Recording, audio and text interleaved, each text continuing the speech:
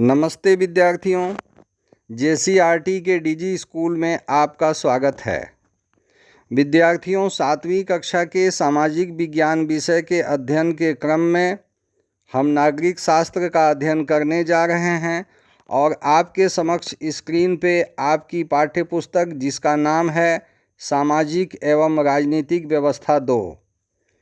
विद्यार्थियों, झारखंड शैक्षिक अनुसंधान एवं प्रशिक्षण परिषद द्वारा जो आपके लिए पाठ्य पुस्तक निर्धारित की गई है उसका नाम है सामाजिक एवं राजनीतिक व्यवस्था।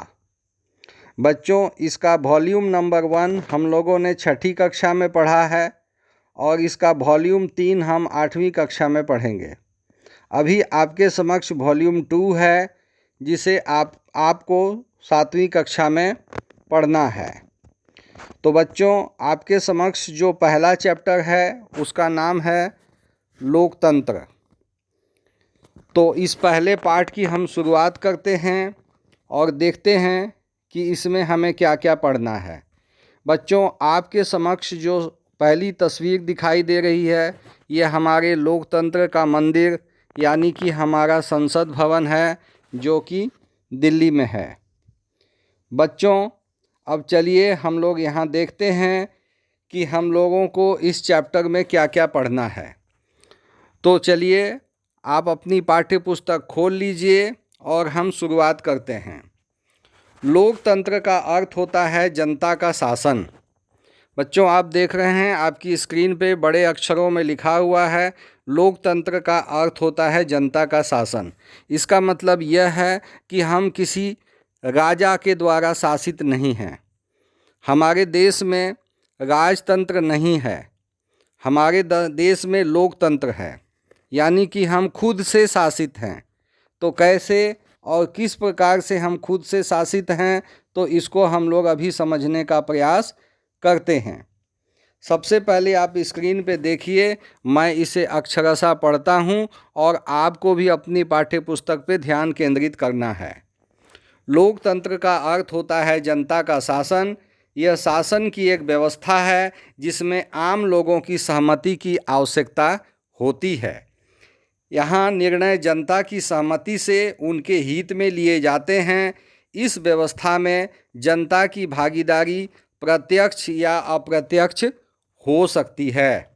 तो बच्चों, यहाँ जो मूल बात लिखी हुई है कि जनता की जो भागीदारी है वो प्रत्यक्ष भी हो सकती है यानी कि डायरेक्ट पार्टिसिपेशन भी हो सकता है और इनडायरेक्ट पार्टिसिपेशन भी हो सकता है।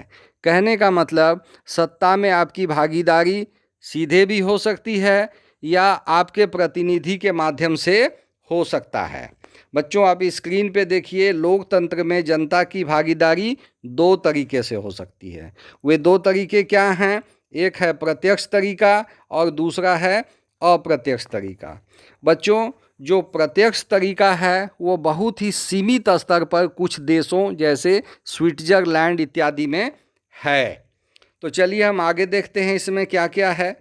प्रत्यक्ष भागीदारी में शासन से संबंधित सारे निर्णय स्वयं जनता लेती है। अप्रत्यक्ष भागीदारी में ये निर्णय जनप्रतिनिधियों के द्वारा लिए जाते हैं। बच्चों, हमारे देश में यदि सच पूछिए तो अप्रत्यक्ष जो है इसका रूप देखने को मिलता है। हम अपने प्रतिनिधि चुनते हैं और उनके माध्यम से हमारे देश में सरकार बनती है और शासन चलता है। यानी कि हमारे जो एमपी और एमएलए होते हैं वे हमारे प्रतिनिधि होते हैं, वे हमारे लिए काम करते हैं। हम उन्हें चुनकर दिल्ली की सरकार बनाते हैं जो केंद्र सरकार होती है, या फिर हम रांची की सरकार बनाते हैं जो हमारे झारखंड राज्य की सरकार होती है। जनप्रतिनिधि ये लोग होते हैं जिनका चुनाव जनता करती है। ये जनप्रतिनिधि जनता के प्रति उत्तरदायी होते हैं, बिल्कुल उत्तरदायी होते हैं, क्योंकि उन्हें हम ही चुनते हैं तो उनका हमारे प्रति कुछ उत्तरदायित्व तो बनता है, जिम्मेदारी बनती है। इन्हें समय समय पर जनता के बीच जाकर अपना विश्वास हासिल करना अनिवार्य होता है। आज विश्व के अधिकांश देशों में लोकतंत्र ही शासन की सर्व स्वीकृत प्रणाली है। आइए जानते हैं कि विश्व में लोकतंत्र का विकास कैसे हुआ। बच्चों यहाँ जो लिखा हुआ है कि जनता के जो प्रतिनिधि हैं उनको समय समय पर जनता के बीच जाना पड़ता है। तो जनता के बीच क्यों जाना पड़ता है, यानी कि चुनाव के लिए जाना पड़ता है। तो हर 5 साल पे जो चुनाव होती है वो इसीलिए होती है कि ये जनप्रतिनिधि फिर से एक बार रिन्यू होते हैं। कहने का मतलब कि वो फिर से हमारे द्वारा वो अधिकृत किए जाते हैं कि वे सरकार बनाएं। बच्चों यहाँ पे थोड़ा सा जिक्र मैं करता हूँ छठी कक्षा के इतिहास पाठ्य पुस्तक के अध्याय 6 से, जिसमें कि हम लोगों ने प्राचीन राज व्यवस्था नाम का एक चैप्टर है जो छठी कक्षा में हमने पढ़ा था। तो वहाँ थोड़ा उसका जिक्र मैं थोड़ा मामूली रूप से यहाँ कर देना चाहता हूँ। उसमें लिखा हुआ है बच्चों, 1952 ईस्वी से अब तक आम चुनाव के जरिए हम अपने जनप्रतिनिधियों का चयन करते आ रहे हैं जो हमारे देश की शासन व्यवस्था को चलाते हैं। तो बच्चों आपको सिर्फ याद दिलाने के लिए मैं इस प्रसंग का वर्णन कर रहा हूँ कि जब हमारा देश आज़ाद हुआ 15 अगस्त 1947 को, उस समय हमारा संविधान बन रहा था। हमारा संविधान बनकर पूरा हुआ 26 जनवरी 1950 को। उसके बाद बच्चों हमारे देश में प्रथम आम चुनाव हुए और उस प्रथम आम चुनाव के बाद हमने एक सरकार बनाई और उसके बाद बच्चों लगातार हमारे देश में सरकार बनती है। हमारे जनप्रतिनिधि को हम चुनते हैं और उन्हें हम अपने राज्य की सरकार, यदि हम झारखंड राज्य में हैं तो झारखंड की सरकार, या किसी दूसरे राज्य में हैं तो उस राज्य की सरकार, और इसके अलावे भी हम केंद्र की सरकार बनाते हैं। तो यहाँ तक बच्चों आप लोग जरूर समझे होंगे। तो चलिए हम लोग अब आगे बात करते हैं प्रत्यक्ष लोकतंत्र के बारे में कि ये प्रत्यक्ष लोकतंत्र क्या चीज़ है। तो बच्चों आप देख सकते हैं आपके स्क्रीन पे बिल्कुल स्पष्ट लिखा हुआ है प्रत्यक्ष लोकतंत्र। प्रत्यक्ष लोकतंत्र में सभी नागरिक सारे महत्वपूर्ण नीतिगत फैसलों पर मतदान करते हैं। इसे प्रत्यक्ष कहा जाता है क्योंकि सैद्धांतिक रूप से इसमें कोई प्रतिनिधि या मध्यस्थ नहीं होता। सभी प्रत्यक्ष लोकतंत्र छोटे समुदाय या नगर राष्ट्रों में हैं, उदाहरण के लिए स्विट्जरलैंड। तो हाँ, मतलब देखिए, जैसे मान लीजिए कि आपके विद्यालय की कक्षा में कोई निर्णय लिया जाना है और उस निर्णय में आपकी कक्षा के सभी विद्यार्थियों की सहमति की आवश्यकता है और सहमति में बहुमत की आवश्यकता है, यानी कि 50% से ज़्यादा आपकी कक्षा के बच्चे यदि कहते हैं कि हाँ अमुक काम होना चाहिए और उसमें उनकी भागीदारी सीधे सीधे होती है, तो वह कहलाएगा प्रत्यक्ष व्यवस्था, है ना, डायरेक्ट पार्टिसिपेशन। तो इस प्रकार की व्यवस्था छोटे स्तर पर संभव है। हमारे जैसे विशाल राष्ट्र में प्रत्यक्ष लोकतंत्र तो संभव नहीं है। यहाँ पे हम लोग अप्रत्यक्ष रूप से भागीदारी में शामिल होते हैं। अब बच्चों आगे बढ़ते हैं हम लोग। तो हमारे यहाँ जिनको हम लोग चुनते हैं, मतलब कि हम अपना प्रतिनिधि चुनते हैं, उसको हम लोग कहते हैं जनप्रतिनिधि। ठीक है, क्या कहते हैं? पब्लिक रिप्रेजेंटेटिव हम लोग उसको कहते हैं। आप नेता भी कह सकते हैं। तो लोकतंत्र को समझने के लिए कुछ खास शब्दावली को भी हम लोगों को समझ लेना पड़ेगा। एक और शब्द महत्वपूर्ण होता है हम लोगों के लिए, सार्वभौमिक वयस्क मताधिकार, यूनिवर्सल एडल्ट फ्रेंचाइज। इसका मतलब ये होता है बच्चों कि 18 साल से अधिक उम्र का कोई भी व्यक्ति, वह चाहे किसी भी जाति, वर्ग, समुदाय, लिंग का हो, वह मतदाता होता है ना। वह हमारे देश के शासन व्यवस्था से जुड़ जाता है और जनप्रतिनिधि को चुनने में वह एक प्रकार से अपनी भूमिका अदा कर सकता है, जिसको हम लोग कहते हैं मतदाता। आपको सुनने में ये बहुत लगता होगा सामान्य सी बात, लेकिन बच्चों विश्व के बहुत से ऐसे लोकतंत्र हैं जहाँ पर कि एक मतदाता बनने के लिए बहुत तकलीफ उठाना पड़ा है। बहुत मुश्किल से महिलाओं को मतदाता का जो अधिकार मिला है। हमारे देश में ऐसा नहीं हुआ। जैसे ही राष्ट्र हमारा आज़ाद हुआ, देश हमारा आज़ाद हुआ, सारे महिला पुरुष, हिंदू मुस्लिम सिख ईसाई या किसी भी धर्म समुदाय लिंग का यदि वो व्यक्ति है तो हमारे देश में कोई भेदभाव नहीं है और सारे लोग जो 18 वर्ष से अधिक के हैं वे मतदाता हैं। पहले यह उम्र बच्चों 21 वर्ष थी, बाद में इसको 18 वर्ष किया गया। तो यहाँ तक बच्चों आप लोग समझ गए होंगे। अब चलिए हम लोग सीधे लोकतंत्र का विकास एवं इसकी लोकप्रियता के बारे में हम लोग बात करते हैं। ये लोकतंत्र का विकास क्या है और इसकी लोकप्रियता क्या है। देखिए, प्राचीन काल से ही भारत एवं ग्रीस यूरोप का एक देश है जिसको यूनान भी हम कहते हैं। तो भारत एवं ग्रीस में लोकतंत्र के उदाहरण मिलते हैं।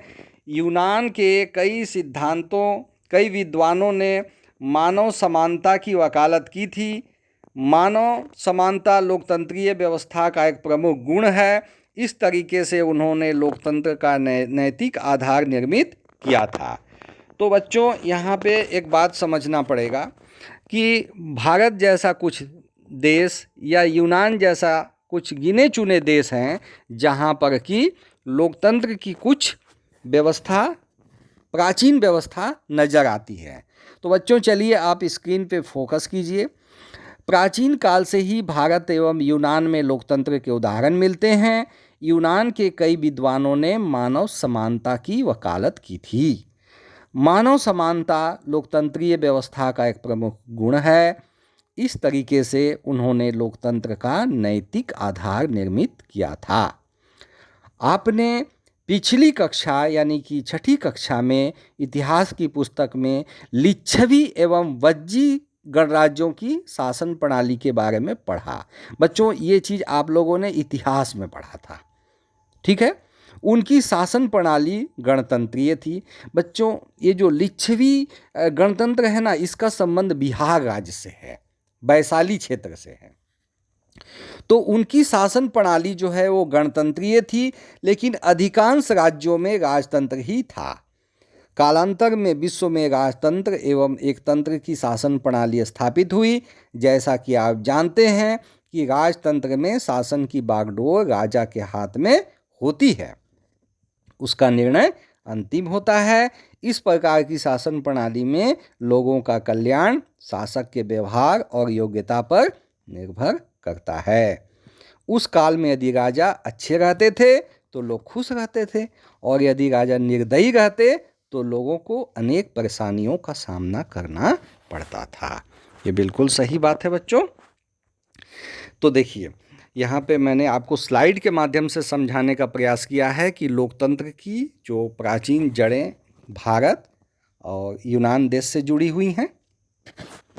और इसके बाद बच्चों देखिए ये यूनान की तस्वीर है, और मैंने यहाँ आपको बताने का प्रयास किया है कि यूनान यानी कि ग्रीस यूरोप का एकमात्र ऐसा देश है जहाँ प्राचीन काल में गणतांत्रिक व्यवस्था के प्रमाण मिले हैं। और बच्चों ये है आपका लिच्छवी गणराज्य, भारत का ये मानचित्र है, और यहाँ पे देखिए एरो मार्क के द्वारा, तीर के चिन्हों के द्वारा आपको दिखाया गया है।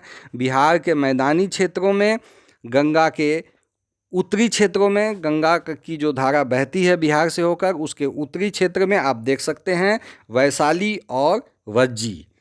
वहीं पे लिच्छवी गणराज्य था जो कि प्राचीन लोकतांत्रिक व्यवस्था के तहत शासित हो रहा था। तो बच्चों आप यहाँ पे स्क्रीन में देख सकते हैं, यहाँ पे लिखा हुआ है लिच्छवी गणतंत्र भारत का सबसे पुराना लोकतंत्र माना जाता है। यह बिहार राज्य में स्थित था, जिसे आज हम वैशाली के नाम से जानते हैं। तो यहाँ आप समझे होंगे बच्चों। अब इसके आगे हम लोग थोड़ा राजतंत्र के बारे में भी बात कर लेते हैं कि राजतंत्र क्या चीज़ है। तो राजतंत्र थोड़ा इसके विपरीत चीज़ है। इसको अंग्रेजी में मोनार्की कहा जाता है, और यह एक ऐसी व्यवस्था है जिसमें किसी देश का शासन एक व्यक्ति, मतलब एक सिंगल हैंड है ना, एक व्यक्ति विशेष के हाथ में होता है, जिसको हम लोग कहते हैं राजा, है ना। तो जो राजतंत्रीय व्यवस्था होती है उसमें एक राजा होता है, चाहे उसको आप सम्राट कह लीजिए, बादशाह कह लीजिए, महाराजा कह लीजिए, राजा कह लीजिए, जो कहना है कह लीजिए। यदि राजा अच्छा होता था तो शासन व्यवस्था अच्छी चलती थी, और यदि अच्छा नहीं होता था, निर्दयी और कठोर होता था, तो शासन चलना मुश्किल हो जाता था और लोगों को कष्ट होता था। अब आगे है बच्चों लोकतंत्र का विकास एवं इसकी लोकप्रियता। तो इसको हम लोगों को थोड़ा ध्यान से समझना है, क्योंकि अब हम लोग ये देखने जा रहे हैं कि लोकतंत्र का विकास के क्रम में हम लोगों को किन किन पड़ाव से हम लोगों को गुजरना पड़ा है। तो चलिए, इसमें आपको पृष्ठ नंबर 2 जो आपके पाठ्य पुस्तक में है उस पर आप फोकस कीजिएगा। इसमें देखिए, अतः लोगों ने इस व्यवस्था का विरोध करना प्रारंभ किया। कौन व्यवस्था का विरोध करना प्रारंभ किया? जहाँ के राजा जो हैं निर्दयी होते थे और जिससे प्रजा खुश नहीं रहती थी, तो वैसे लोगों का विरोध करना शुरू किया। किसने? वहाँ की जनता ने। तो यहाँ आप स्क्रीन में देख सकते हैं कि फ्रांस, रूस, यहाँ अंग्रेजी में लिखा हुआ है फ्रांस, रसिया जैसे कई देशों में राजतंत्र का विरोध हुआ एवं इसके स्थान पर प्रजातंत्र को अपनाया जाने लगा। लोकतंत्र गणतंत्रीय व्यवस्था का विकसित रूप है। आज जो हम लोकतंत्र देख रहे हैं बच्चों, ये प्राचीन जो है व्यवस्था, जो लिच्छवी गणराज्य की में जो व्यवस्था थी, उसी का जो है परिष्कृत रूप है हमारे सामने, और काफ़ी सोफिस्टिकेटेड है, काफ़ी इसमें परिवर्तन आ चुका है। यह शासन की अन्य प्रणालियों में सबसे लोकप्रिय एवं स्वीकृत प्रणाली रही है। बच्चों, ऐसा नहीं है कि लोकतंत्र में दोष नहीं है, लोकतंत्र में भी दोष है, लेकिन इसका मतलब ये नहीं है कि लोकतंत्र की व्यवस्था खराब है। कई जगहों पे लोकतंत्र में भी प्रजा पीड़ित होती है, हो सकती है, लेकिन वह लोकतंत्र का दोष नहीं है। इसको हम लोग सबसे लोकप्रिय प्रणाली मानते हैं और इसको हम लोग सर्वाधिक स्वीकृत प्रणाली मानते हैं। ठीक है, इस प्रणाली में प्रत्येक व्यक्ति को आगे बढ़ने का समान अवसर होता है, जनता की इच्छाओं को सर्वोच्च प्राथमिकता दी जाती है एवं उसके अधिकारों की सुरक्षा की जिम्मेदारी उसके द्वारा चुनी हुई सरकार को होती है। लोकतंत्र में लोगों की वाक एवं अभिव्यक्ति, वाक हम जो बोल रहे हैं ना बच्चों, आप जो बोल रहे हैं, हम जो बोल रहे हैं, हम अपनी समस्या को व्यक्त कर रहे हैं, है ना, तो हम खुले मंच पर अपनी समस्या को रख सकते हैं इस देश में। या कि जहां लोकतंत्र है वहां हम, जैसे अमेरिका जैसे देशों में, भारत जैसे देशों में, हमारे अंदर जो भावना है उसको हम अभिव्यक्त कर सकते हैं, क्योंकि हम लोगों को अभिव्यक्ति की स्वतंत्रता मिली हुई है। वे सरकार से प्रश्न पूछ सकते हैं, यानी कि हम सरकार से प्रश्न पूछ सकते हैं, आलोचना कर सकते हैं, सकारात्मक विरोध भी कर सकते हैं, है ना, लेकिन हम लोग कानून तोड़ नहीं सकते हैं। सरकार भी लोकमत के अनुसार काम करती है। और लोकतंत्र में क्या होता है बच्चों कि सरकार वही काम करती है जो लोग, यानी कि जो पब्लिक चाहती है। यानी कि वह सरकार क्या है? पब्लिक का रिप्रेजेंटेटिव है ना, वो जन प्रतिनिधि हैं, जन के प्रतिनिधि हैं, तो जन की भलाई के लिए काम करेंगे। बच्चों यहाँ देखिए, जहाँ राजतंत्र का घोर विरोध हुआ, कहाँ हुआ? फ्रांस और रूस में। यहाँ आप इस नक्शे में देख सकते हैं, जहाँ राजतंत्र का घोर विरोध हुआ था, कहाँ हुआ था? रूस में और फ्रांस जैसे देशों में। आगे की कक्षाओं में बच्चों और आप विस्तार से जानिएगा, यहाँ सिर्फ नाम जान लीजिए कि हाँ, कहाँ पे राजतंत्र का घोर विरोध हुआ था, है ना। अब आगे है बच्चों लोकतंत्र में सरकार का चयन। तो इस क्रम में हम लोग थोड़ा सा यहाँ देख लेंगे कि जैसे स्विट्ज़रलैंड का बच्चों हम लोगों ने उदाहरण आपको अभी अभी दिया था। तो ये जो तस्वीर देख रहे हैं ना बच्चों, ये स्विट्ज़रलैंड की ही तस्वीर है। और यहाँ पे अभी अभी जैसे मैंने बताया था कि वहाँ की जनता कई मामलों में सीधे सीधे प्रत्यक्ष रूप से सत्ता में शामिल होती है। तो चलिए आप स्क्रीन पे फोकस कीजिए और इन बातों को सुनिए। लोकतंत्र में सरकार का चयन कैसे होता है, इसका उत्तर इस बात पर निर्भर करता है कि लोकतंत्र प्रत्यक्ष है या अप्रत्यक्ष? अप्रत्यक्ष लोकतंत्र में जनता मतदान के द्वारा अपने प्रतिनिधियों के माध्यम से अपनी सरकार को चुनाव करती है। प्रत्यक्ष लोकतंत्र में जनता सीधे अपने शासक का चुनाव करती है, सीधे डायरेक्ट, है ना। स्विट्जरलैंड बच्चों यूरोप का देश है। कुछ संघीय छोटे इकाइयों में लोकतंत्र का प्रत्यक्ष रूप देखने को मिलता है। स्विट्जरलैंड में जनता एक बड़े मैदान में इकट्ठा होकर शासक चुनती है। तो बच्चों ये चूँकि छोटा सा देश है और काफ़ी धनी देश भी है, तो वहाँ ये संभव है, हमारे देश में ये संभव नहीं है। यूरोप के मानचित्र में बच्चों इस देश को आप देखिएगा, देखिए स्क्रीन पे मैं लिखा हूँ, स्विट्जरलैंड मध्य यूरोप का एक बहुत ही खूबसूरत और धनी देश है। इस देश में प्रत्यक्ष लोकतंत्र के कई साक्षात उदाहरण देखने को मिल जाते हैं। यहाँ तक बच्चों आप लोग समझे होंगे। और ठीक है, इस चैप्टर में बच्चों आगे भी हम लोगों को बहुत कुछ पढ़ना है। तो इस प्रथम वीडियो को मैं यहीं पे समाप्त करता हूँ। आप अगले वीडियोस के साथ जुड़े रहेंगे। इसके आगे जो वीडियो होंगे उनको आपको इसी कड़ी में देखना है और समझना है। तो इस वीडियो में आप लोगों ने लोकतंत्र में सरकार के चयन के बारे में जाना, राजतंत्र का कहाँ कहाँ विरोध हुआ ये भी आप लोगों ने जाना। आप लोगों ने ये जाना कि फ्रांस और रूस जैसे देशों में राजतंत्र का विरोध हुआ था। आपने ये भी जाना कि लोकतंत्र का विकास किस प्रकार से हुआ और आरंभ में विश्व के किन क्षेत्रों में या किन देशों में लोकतंत्र का एक रूप देखने को हम लोगों को मिला था। राजतंत्रीय व्यवस्था से लोकतंत्र की व्यवस्था किस प्रकार से अलग है, इसको भी हम लोगों ने जाना। लिच्छवी गणराज्य के बारे में हम लोगों ने जाना। तो इन बातों को बच्चों जनरल नॉलेज के तौर पे भी हम लोगों को याद रखना है, और ताकि जो है आगे की पढ़ाई हम लोगों को आसान लगे। तो आप टेक्स्ट बुक से जुड़े रहें, वीडियो से भी जुड़े रहें। इस चैप्टर में हम लोगों ने यूनिवर्सल एडल्ट फ्रेंचाइज यानी कि सार्वभौमिक वयस्क मताधिकार के बारे में जाना, जनप्रतिनिधि यानी पब्लिक रिप्रेजेंटेटिव के बारे में जाना, प्रत्यक्ष लोकतंत्र और अप्रत्यक्ष लोकतंत्र, डायरेक्ट पार्टिसिपेशन और इनडायरेक्ट पार्टिसिपेशन के बारे में भी जाना। ठीक है बच्चों, तो इस वीडियो को मैं यहीं पे समाप्त करता हूँ और आप इस कड़ी में अगले वीडियो के साथ जुड़े रहेंगे, तभी आप इस पूरे चैप्टर को अच्छी तरह से समझ पाएंगे। ठीक है बच्चों, जय हिंद बच्चों।